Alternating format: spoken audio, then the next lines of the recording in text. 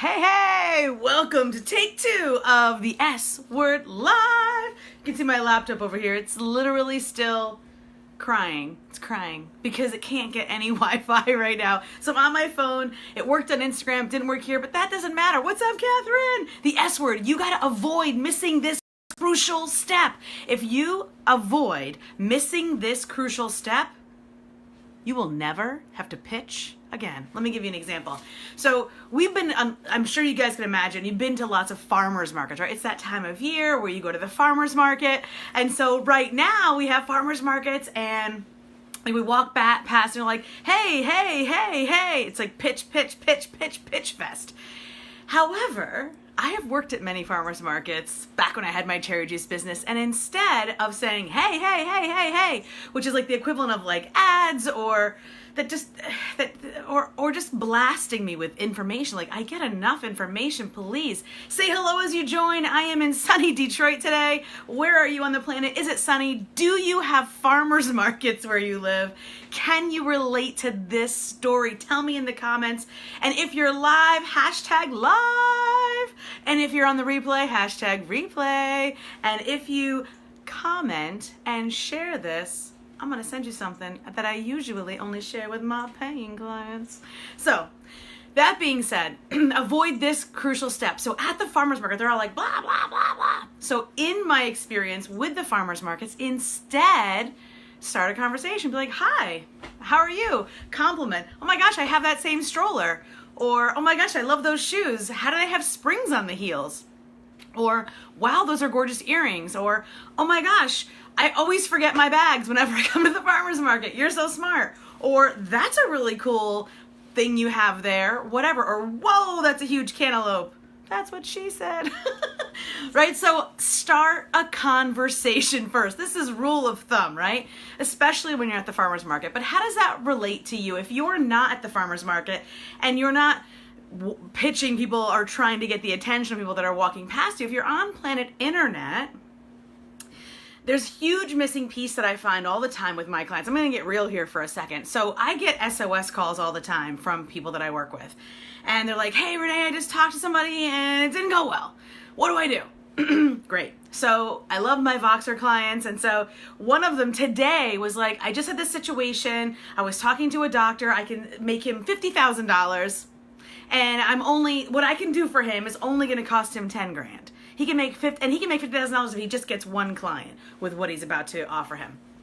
So I said, okay, great. So it didn't work out. He didn't want to follow through. He didn't want to like do it. Okay, fine. So the doctor's like, no. I said, so okay, give me the whole story. And what I'm hearing in this particular scenario today is very common, and maybe you can relate to this. Because this is real deal here, right? So, especially since most of my clients, their average ticket is like $8,000 to $12,000 for their offers, right? So I hear the story and I'm like, okay, so you had a connection. You met this person at some point. Either it was through an email or through a referral or through LinkedIn, social media, whatever the case. You connected with the person somehow. In-person networking. You met them. And then the next thing that happened is you're on the phone with them. So in between meeting them and getting on the phone with them, there has to be another step. And here's what I mean. So I said, okay, so tell me what happened when you spoke. And it kind of went like this, okay, so yeah, this is what's going on, and this is what I can do for you, and this is how it went, and here's the analytics, and here's the case studies, and here's this. 10 grand. And so the potential client was like, no. So what's the big, huge chunk in the middle that's missing? Have you guys ever had this happen to you where you meet somebody who they are like a dream, ideal, amazing client? You can help them. There's absolutely 1,000 ways you can help them. You know that you can improve their business or their life in some way, shape, or form. You make them this offer and they're like, no. Has that ever happened to you? Okay, so Deb, Pamela, hey guys, say hello as you join, whether you're live or on the replay. I'm definitely not a singer. Auto-tune was invented for moi. P.S. Even in junior high, when chorus was like a class and like everybody had to take it, they asked me to take another gym. Yeah, and I wasn't even chunky back then, so it wasn't because I needed the exercise. It was because I'm such a bad singer. Okay, childhood memories aside, what do you do? So there's definitely some very specific steps you can take to avoid this issue, because you know you can help them. They clearly have the problem your business solves. You clearly presented a very compelling solution. The problem is, Natasha, do you have the same problem, Natasha? I feel like we're kindred spirits here. Me too, says Linda. Phew, thank goodness it's not just me. Okay, so there's this huge missing chunk in the middle. So if you're in the online space, here's something you can do for sure. So I call it the Holy Trinity. You call it what you want. When I was in the field for years and years, I didn't have access to autoresponders. It just wasn't a thing. And when I was in the field from 1994 through 2007, and even beyond that, autoresponders weren't a thing until probably 5 or 10 years ago, right? So anyway, so it was right before I stopped being active in the field, but I've still trained thousands of people since then. And so since then, I've developed this amazing strategy that you can use. It's super easy. You could create a 3, 5, or 15 email sequence, because people, they don't always open every email, right? So when you meet someone, whatever that initial connection happening is, you say, oh my goodness, I've loved meeting you, and then you get their information. You find out their email, right? Or you at least find another way to either text them or message them, or you look them up, and here's what you say. Hey, I'm sending some of my clients some amazing information that I know you would love. Where can I send yours to? Because the email that they have on their business card or on their social media isn't necessarily the one that they check all the time, or ever. That's me. So, P.S., just message me. My clients are like, yeah, I know. I literally have clients that send me a message saying they sent me an email because they know that I don't check my email. Okay, so what is this email sequence going to hold? The Holy Trinity is autoresponders, social media, and dun dun dun, phone calls. So, but the phone call is what happens at the end. So you meet them, you have this phone call. That's a whole other conversation, kids. But this chunk that's missing in the middle is that core belief, right? It's them understanding what you do and seeing it in a series of consistency show up in their newsfeed or in their inbox or wherever you've connected with them, okay? So I prefer email. So you create this autoresponder with 3, 5, 15, whatever emails, and what do you say? Do not create long emails. These are not blog posts. These are like 100 words. And it's basically, you could literally pull this off of a sales page.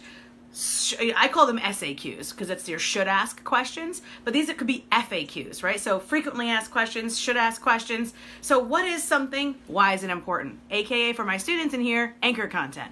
So you can send them a live video that you've done, send them an article that you've written, send them the things that they should know about your industry and about how it's understood in the world, how it fits in, so that when you get on the phone, here's the second part.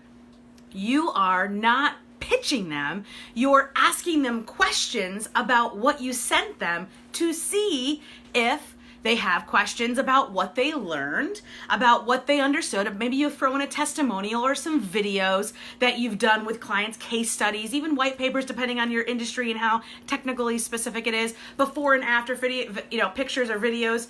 So anything you put in a social media post, you could put into this autoresponder sequence, right? So they might see you on social media. If you're one of my students, you know you're going to love them up, and that's going to be on social media too. Everybody has a friggin' social profile now. People are accessible. Access them. Access them. So, it sounds weird. It sounds like something creepy. I mean it in the best way possible. So I want you to know that it's so lovely to be able to get on the phone with them now. They've been pre-framed. They have some information. They see you. They know you. They're trusting you. They're like, oh yeah. And then you get on the phone and you ask them a question about the things that you sent them, and they're like, yes. And now you're having a conversation. Now you're not pitching at them, which is the worst thing. And I want to leave you with this, my friends. Good salespeople have good pitches. Great salespeople ask great questions.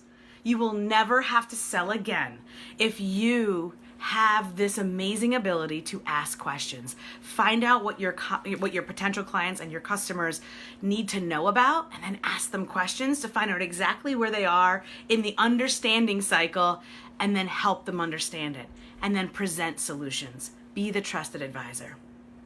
Cool? Don't make selling weird. It doesn't have to be. It's just you have some solutions, but like anybody else that's human, you don't want to be like, you don't want to ever hear, you know what you should do, right?